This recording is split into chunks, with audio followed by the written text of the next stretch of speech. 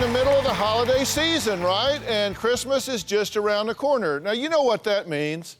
Santa Claus may be coming to town, but so are your in-laws. Gifts you have absolutely no use for, overly intoxicated uncles and coworkers. Not sure how you're gonna handle all of the end of the year stress? Well, that is no problem, because today I've got your holiday checklist. All right? Now, you're gonna love this. You're just gonna love it. Now, here to help us out, because I do need help on this, is the queen of etiquette, Peggy Post. Say hello to Peggy.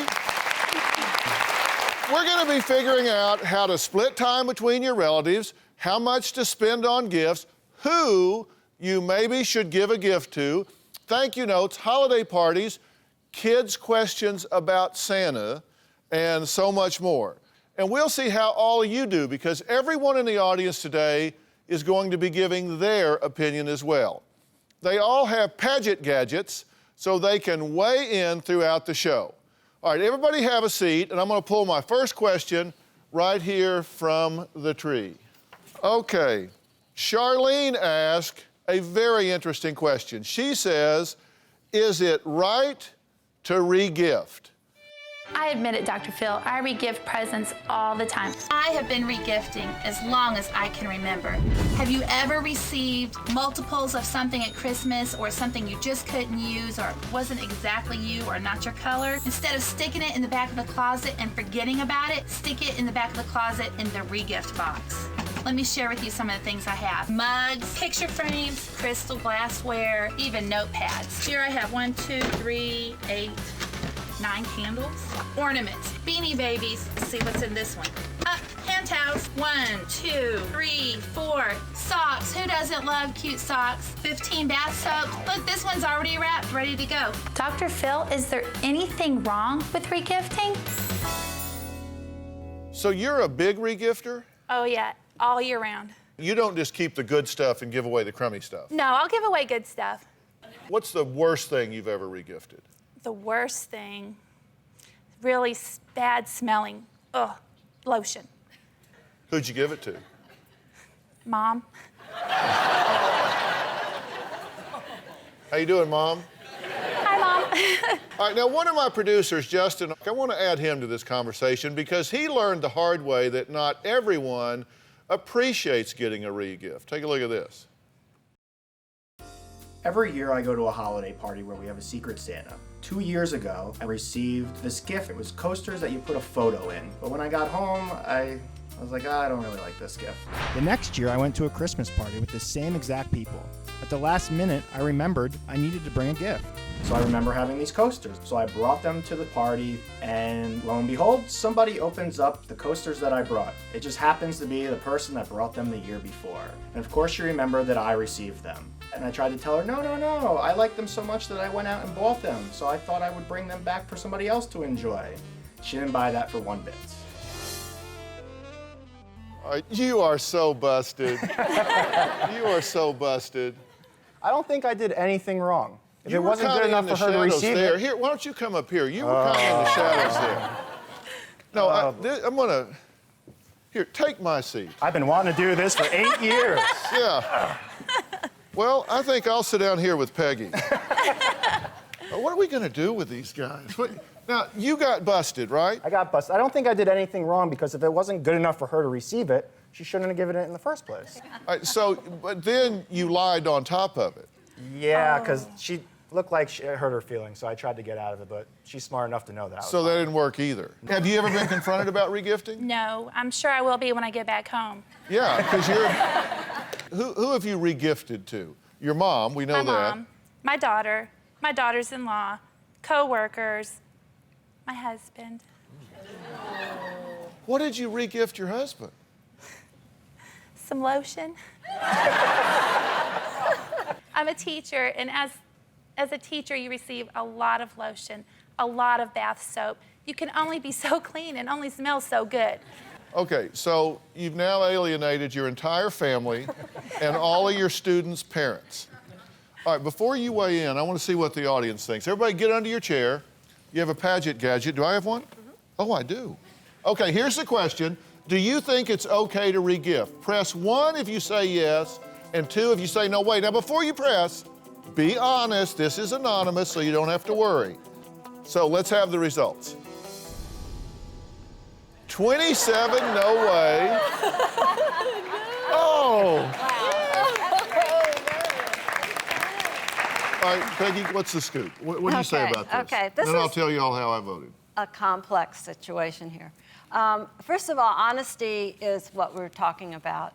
And for that reason, at the Emily Post Institute, we do not recommend regifting. However, with people having so much stuff these days, with the economy being what it is, we are realistic, and we know that so many people do regift. So if you're going to do it, when in doubt, don't regift, and rarely regift. Don't do it all the time. Okay, so first of all, make sure it's really something you think the recipient would like to have. Try to match up that gift for someone. Don't give them a cast-off.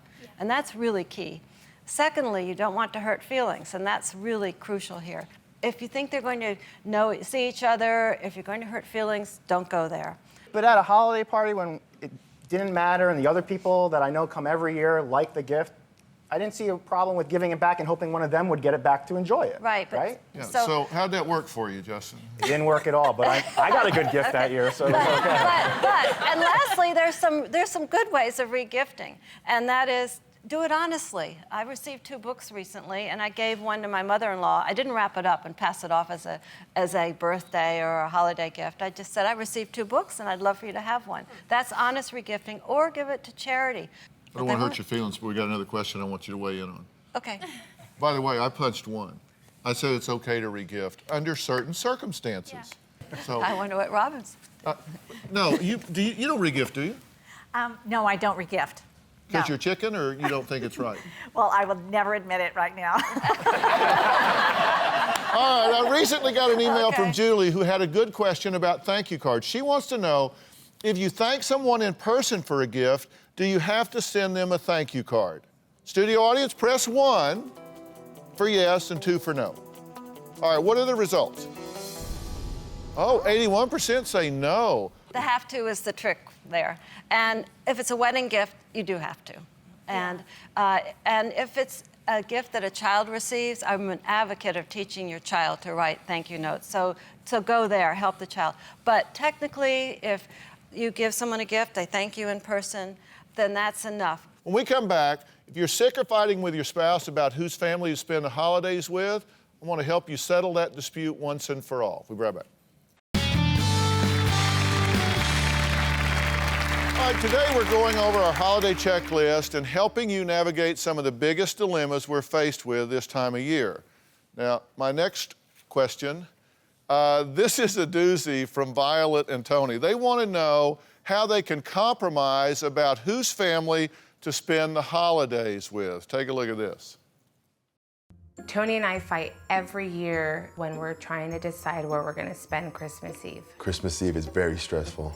We both want to celebrate with our families. We've tried going to both parents' homes. When we're at my mother-in-law's home, I'm usually texting my cousins. I think that's one of the things that really gets me angry and just ticks me off. I'm just really anxious to leave. I just want to break that phone. When we're at my parents', I realize that he's watching the clock when he comes and tells me, oh, it's 8 o'clock, we got to go to my mom's. He's never on time with anything else. There's no compromise. Christmas isn't even fun anymore because there's always this constant tension between us. Conflict of Christmas makes me feel like not even celebrating it. Dr. Phil, can you help us find a compromise so that we can spend Christmas Eve with both sides of the family? All right, so what's your plan for this year? Do you have one? Just go with the flow like we do every year. Yeah, but that's not working, right? I mean, Right. because this turns out to be resentment time. Yeah, but he says if you go to your family first, you agree to stay there till 9, and then you want to stay till later. Right, because And then everyone he says, shows okay, up if late. I give you an inch, she takes a mile, right? Right. And so would you stay there and just totally rip his family off? Just not show up at all? I would. You would. So you don't want to go to his place? Well, I do, but not. They're watching. No, I know. I know. I'd rather be with my family than with his family, not because I have anything against them. I love them, but I would just rather I'm probably just being selfish. You say when she's with your family, she's texting her family. Yeah, she's just there, you know, she walks with her lower lip up into the door and just pouting and kicking her feet, and then she sits there and texts and just doesn't give the time or well, it sounds like y'all are at least brokering this maturely. Yeah. We both know that we're upset and irritated with each other, so I don't think anyone else notices it, but he knows me well enough to know. I don't sit there like this, but I'm sitting there like by myself, yeah, talking. At a Christmas celebration. Yeah, because my mother-in-law's always in the kitchen and she doesn't like me to help her, so she just wants me to just Okay, be now comfortable. don't dig a new hole here. I know. This is the time for peace. I feel like I'm stating the obvious here, but can you not do Christmas Eve at one house and Christmas morning at the next, or 1 year with your family and you just stay there till midnight, and the next year with his family and you just pout every other year that way? I mean, I suggested that, but Christmas Eve is his birthday, so I wanted Christmas Eve with my family because I just did, and his mom wants us to go over there Christmas morning and open presents, so I figured, I don't know. so how do y'all get along the other 51 weeks of the year? We're good. You're good? That bad, huh? We're okay. No, I mean, seriously, do y'all get along pretty well? Yeah. For the most part. We're obviously going to have to bring you back for another. We don't argue, know. just disagree. Clearly, this isn't working, right? Right. Clearly, this isn't working. So, despite the fact that it's his birthday, he seems like a flexible guy to me. You've got to figure out some kind of way where you have a birthday celebration a day early or earlier in the day. You flip-flop holidays between the families. You simply can't be in two places at once. So you have to negotiate something and then have the emotional integrity to live with it. Right. You got to stick with it. If you say we're going to be here till 9 o'clock, at 9 o'clock you got to leave with a happy spirit. And you got to go and be participative when you get there. And you've got to be participative when you're at her house. It's a gift. The gift that you can give to each other is the support and good spirit when you're with one another's family. Nothing is more of a buzzkill than somebody who's sitting around pouting when they ought to be having fun. It's bad enough I get one present that says Happy Birthday and Merry Christmas from everyone. Don't even go there. My wife was born on December 28th. And so her parents, her whole life said, now that last present's your birthday present. You're not over that yet, are you? I'm not over that yet, and I had a twin brother, so I had to share my birthday, which was great. We're very close, but they would leave a gift under the tree and say, don't touch that for another 3 days. I See, did not now like you that. got her started. You only thought you had trouble here. You get her started on this. No, seriously, you got to listen. The whole idea is what spirit you go into it with. Seriously, right. And you're willing to celebrate your birthday differently, right? Oh yeah. I mean, you're 31. It's not like you're going to like have a clown come and all of that. I also got an email from Anna, who asked, when attending holiday parties, do you have to bring the host a gift?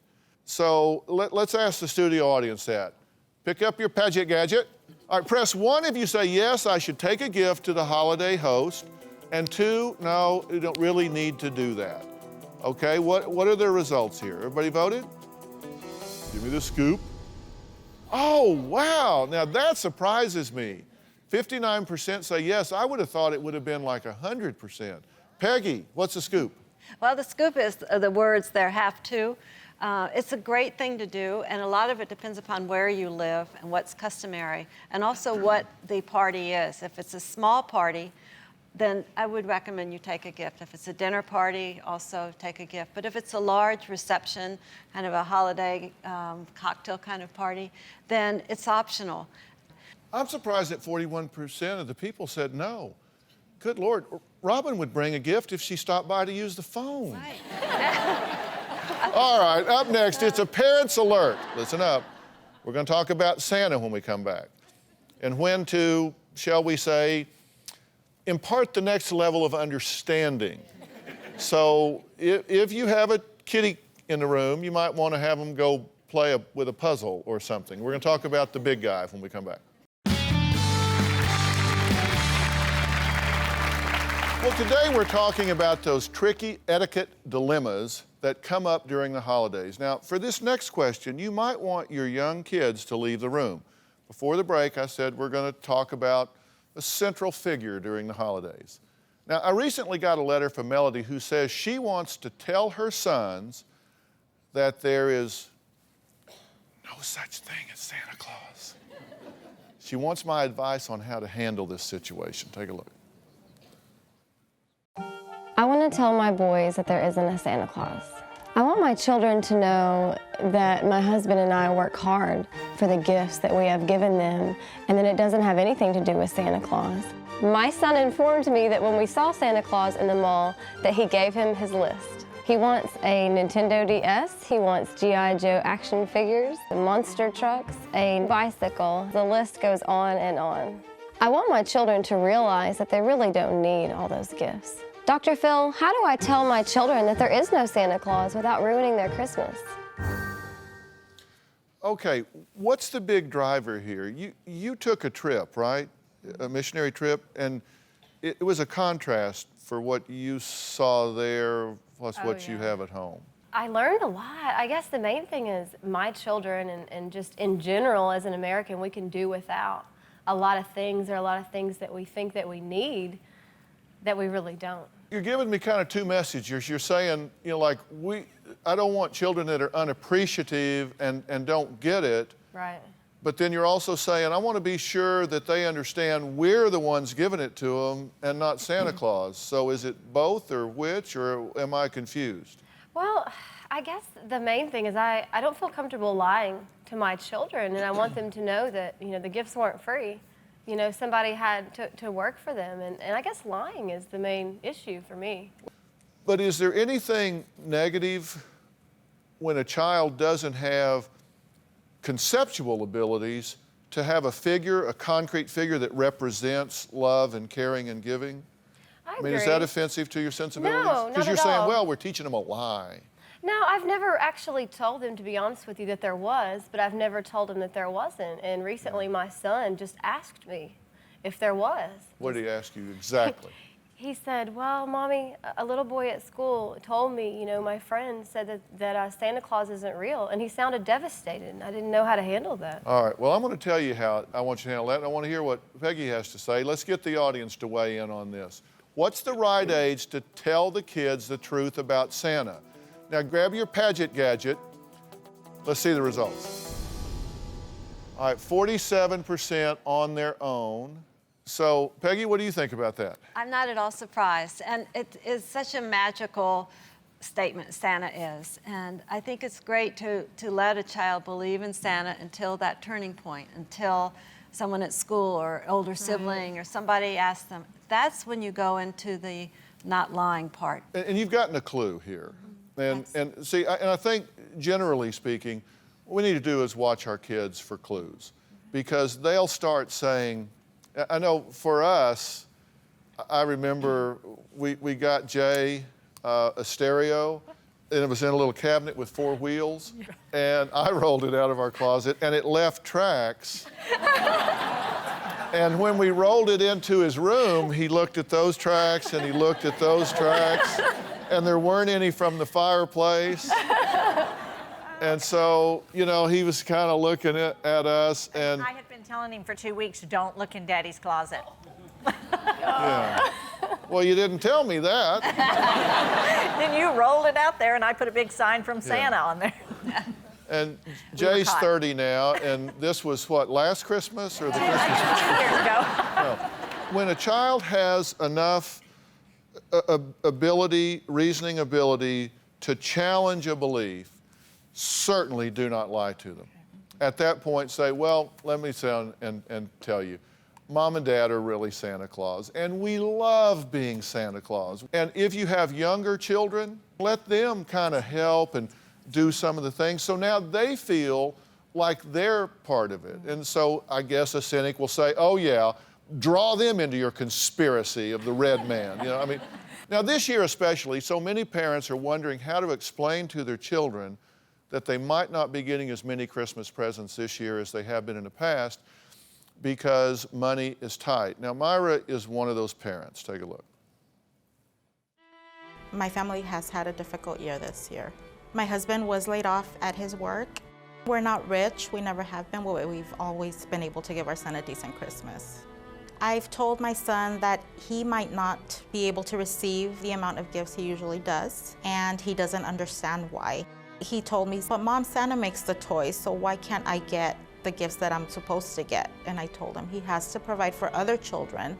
It breaks my heart not to be able to give my son the presents that he wants. My son asked for a Wii, a Transformer, and a lot of other things. This year, we're only going to be able to buy him one present. How can I tell my son that we cannot afford the same Christmas as we had last year? And this is a tough time for so many people, but I have to tell you that that's not all bad. I think there's a silver lining to every cloud, and this is a teachable moment in children's lives. I think it's really important to sit down with a child, even a young child, and if they know enough to be asking a few questions like this isn't his first clue that this is a more difficult year than others, true? Right. It is a teachable moment where you have to sit down and say, look, sometimes there are some years that everybody, and if you want to continue with Santa and everyone else, has to spend money in different ways. Like right now, there are a lot of people whose parents have lost their jobs. So if you want to say Santa's having to step up and do more things there, so less for other children. Or if you want to say, look, it's time you understand, then let them know. But you have to talk so much about the fact that it's really not about receiving at Christmas. Now, actually, Robin this year has a new book that's just been released called Christmas in My Home and Heart. And it's filled with lots of great holiday ideas. In fact, she even has a section on how to do Christmas on a budget. Talk about a few of the things you talk about in there, because people just need ideas. Yeah, you know, I think some of my favorite memories are from the Christmases where I didn't go out and spend a lot of money. I love homemade ornaments. My sister took a family photo of us when we were very young, decoupaged it on an ornament, and I love taking that out. One sister makes the best cinnamon rolls. She sends those to us. I think it's very important sometimes to suggest drawing names within the family, and everyone just is required to buy one gift, and it has a limit, a price limit that we can all agree on. I think gift certificates for chores with friends or with family. For instance, you can offer to drive one of your friends' carpool. That is a fantastic gift for a busy mother. I think that you can trade out babysitting. You can trade out meals once a month. Anything that is a true joy for another woman. I love playing up the stocking stuffers instead of the gifts under the tree, because you can really fill the children's stockings with inexpensive gifts and make it a lot of fun to get into the stocking stuffer and maybe not have as many gifts under the tree. And I love one for all the women to get together during the day and maybe have a potluck luncheon where you exchange an ornament, you bring your favorite recipe, or even have everything chocolate and serve champagne. So you can have a lot of fun within your friends during the day. So you don't have to spend a lot of money doing that. What I like most about the messages you're giving is that it gets people involved with other people. The potluck things, the trading out babysitting, things like that. It's just great.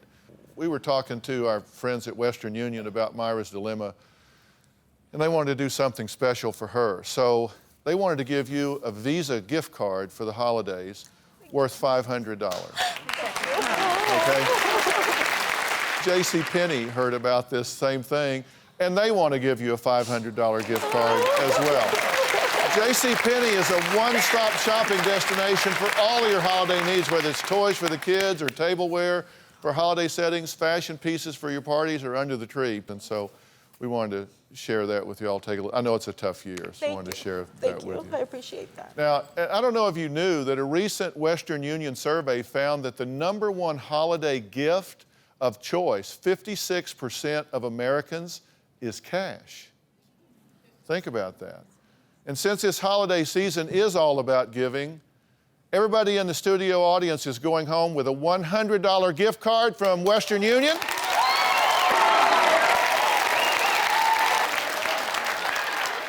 and a $250 gift card from JCPenney.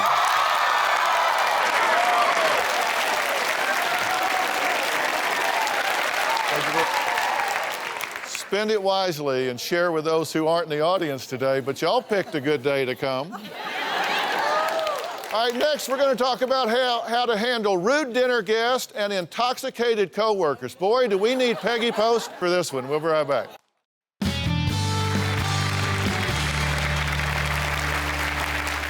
Well, we're dealing with holiday etiquette today. Now, here's a question that I get all the time. Do you have to buy a gift for someone just because they bought one for you?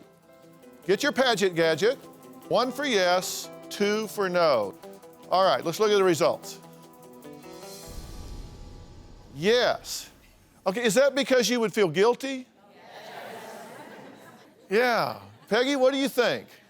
The answer is no, really. You don't have to, but most people do feel uncomfortable. So a lot of people will go out and either say, oh, I don't have yours yet, or they might have that gift closet and have something that they think the person would like. But the bottom line is you don't have to. But some people like to have a whole closet full of stuff. Right, exactly. All right, my next question comes from Angela, who says a friend of hers posted a rude comment about her holiday dinner on Facebook. Take a look, take a look. Dear Dr. Phil, my husband and I have been reading about fried turkey dishes that were getting rave reviews. I invited a friend and her family to my home for Thanksgiving dinner. I was so excited I posted the following on Facebook. We just purchased a deep fryer and we're frying the turkey this year. And the friend I invited replied, disgusting. So I responded, okay, but not as disgusting as your manners. Apparently this upset her enough to reply, I think I will keep me and my bad manners home.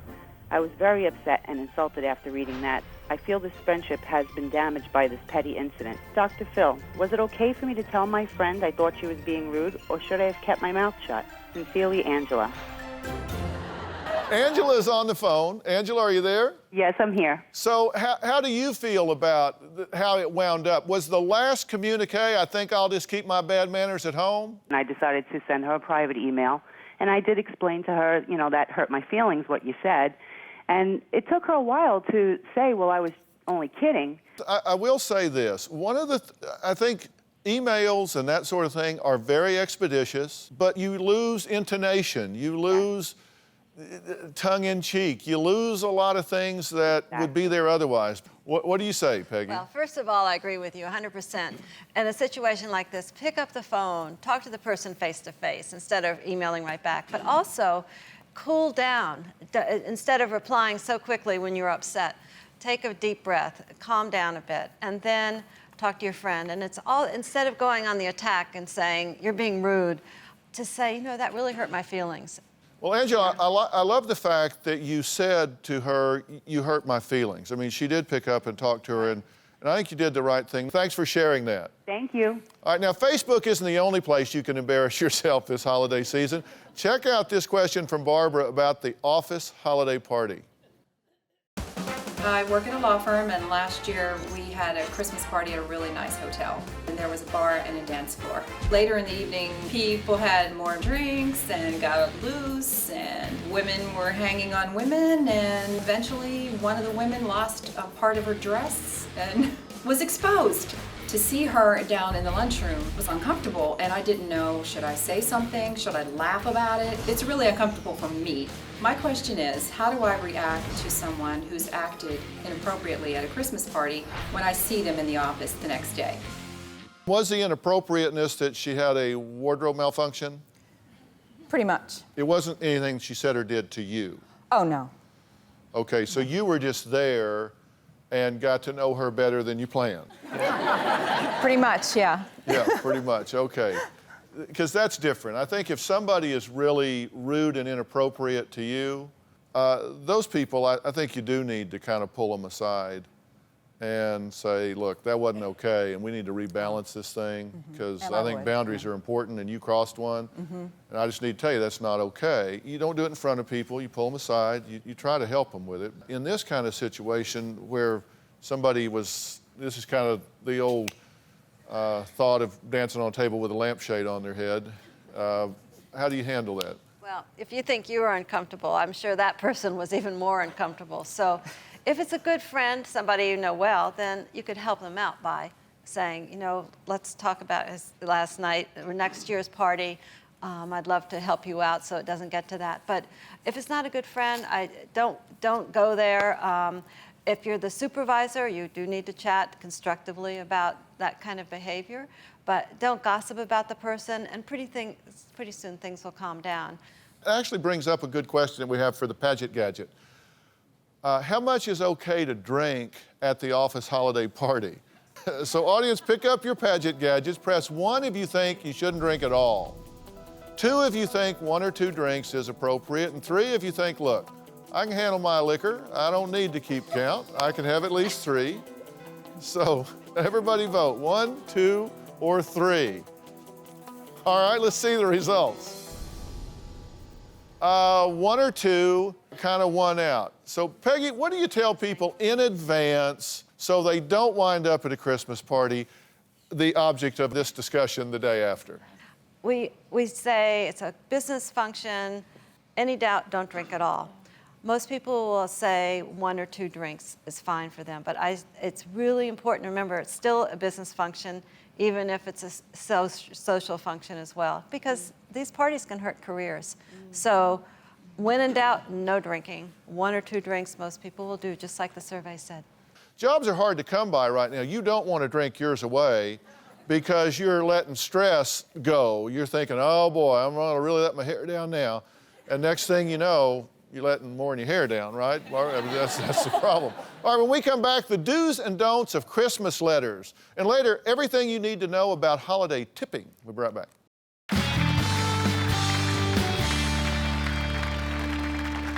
Dear Dr. Phil, my daughter doesn't want Christmas presents this year. Don't get me wrong, she wants presents, but she wants Hanukkah presents. When she heard her Jewish friends got presents for 8 days, she decided she'd rather celebrate Hanukkah. Dr. Phil, we're not Jewish. What do I tell her? Oy vey. Sincerely, Kelly. Well, today we're going through our holiday checklist and solving your Christmas time conundrums. Now, that was Kelly, whose daughter wants to celebrate Hanukkah even though they're not Jewish. And you said, what do I tell her? How about no? How about no? We're not changing faith, so you get more toys.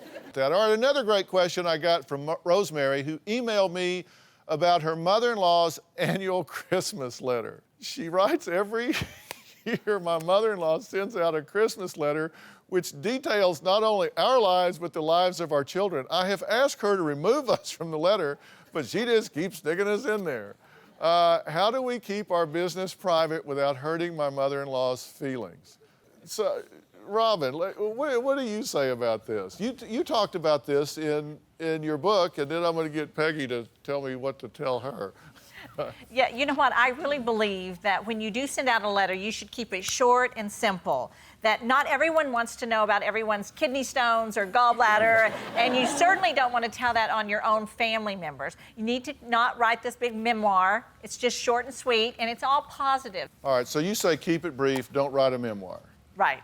Your next do is share the year's highlights, but don't exaggerate. I mean, what do you mean? Well, exactly. You want to share positive things, and you want to tell the happy things, but don't exaggerate or don't brag and don't elaborate, because those things may come back to haunt you. All right. You say be honest and don't divulge. Yeah, don't divulge any information about yourself, really, or anyone else that they really wouldn't want you to divulge. And I think before you do talk about your family, you have to ask their permission to include them in the letter, and then you have to allow them to read it and edit it and approve what you've written. Okay, so what does she tell her mother-in-law? It's his mother. So first off, I would say he needs to do the telling, but what would you have him say? I would recruit the husband. That can be a united team, and talk to the mother-in-law. I also say, kind of be careful what you tell your mother-in-law all year long, but do ask her before next year if you could see what she's going to send out. Yeah, and look, she might get offended at this, but she's going to have like a whole year to get over it before the next letter. I mean, seriously. Now, everyone in the studio audience today is going home with a copy of Christmas in My Home and Heart from Robin. So You don't see inside our home a lot, but you certainly do here, and she has it all decorated. And interestingly enough, every picture in this book, every decoration in there, you did yourself. Yes, yes, I did. She put on gloves and did all of this stuff. I climbed that ladder. So, it was fun. When we come back, to tip or not to tip, that is the question. We'll give you the answer when we come back. Okay, it's the holidays, and while we're all in the spirit of giving, sometimes what to give and who to give to can really stress you out. Now, Sherry's in our audience, and she wants to know, when do you say enough is enough and draw the line on holiday tipping? So, Sherry, you just don't know who or how much, right? Exactly. For 19 years, I've lived in the same home, and I've always given gifts or money cards to certain individuals, postman, trash collectors, what have you. But this year, I just can't do it all. And my question is, if I can't give to everybody I have in the past, do I not give to anyone, or pick a couple, or just do nothing at all? Well, Peggy's got a list of suggested dollar amounts and gifts for virtually everyone that you might need to tip. So first, let's go through a few of those. If you can't do as much, you can at least give a thank you note, cut back on the amount you give, do a small gift from your child, do something. The key is to say thank you.